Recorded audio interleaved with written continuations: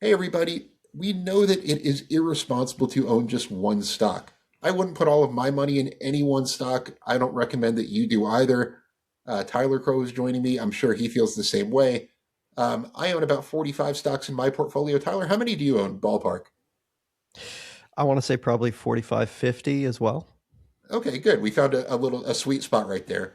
But the point of this video is to if you could own one stock and it would be something you just wouldn't have to worry about, that you could be very confident that in 10 years it would be worth more than it is today, and you could sleep well at night even if that's the only stock that you owned. Now, maybe you own one stock in combination with a portfolio of just index funds. That could apply to this as well. So before we get started, please take a minute and check out the link you see on your screen, fool.com/Frankel.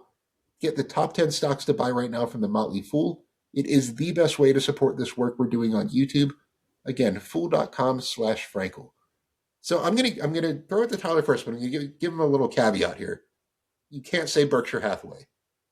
So Well, with that you're in lucky mind, because I didn't have Berkshire on my list, specifically because it sounds strange, but there's going to be a big transition. I think we saw a transition to Greg Abel, but you're also going to see a huge transition at some of the subsidiaries because a lot of those people were Warren's people, and we're not sure if they're going to be Greg's people. So I want to figure out what's going on there. So in the absence of Berkshire, I'm going to try to use something that's I, closest to the simile of like a kind of an conglomerate using an insurance underwriting to invest in quality businesses. And I'm going to go with Markel. The ticker symbol is MKL.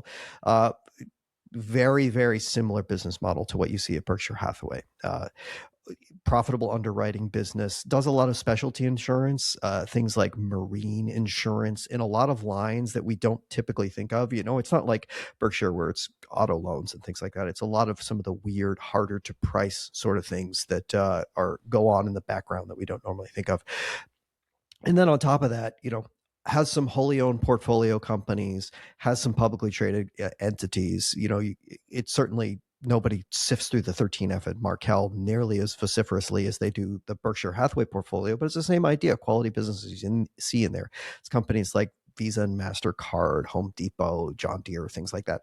Businesses that are going to be around for a long time and when purchased at a good price can do relatively well. The portfolio companies, again, this is a much smaller scale. This isn't the tens of $1 billion companies that you see that Berkshire Hathaway acquired, but it's a lot of like same idea: building products distributors, HVAC contractors, a lot of these kind of or some retail and some consumer facing sort of products, things like that are much more durable. And so like in the absence of a Berkshire Hathaway, I think, and looking for something that would give you diversity in a single stock outside of like ETFs, I think Markel works.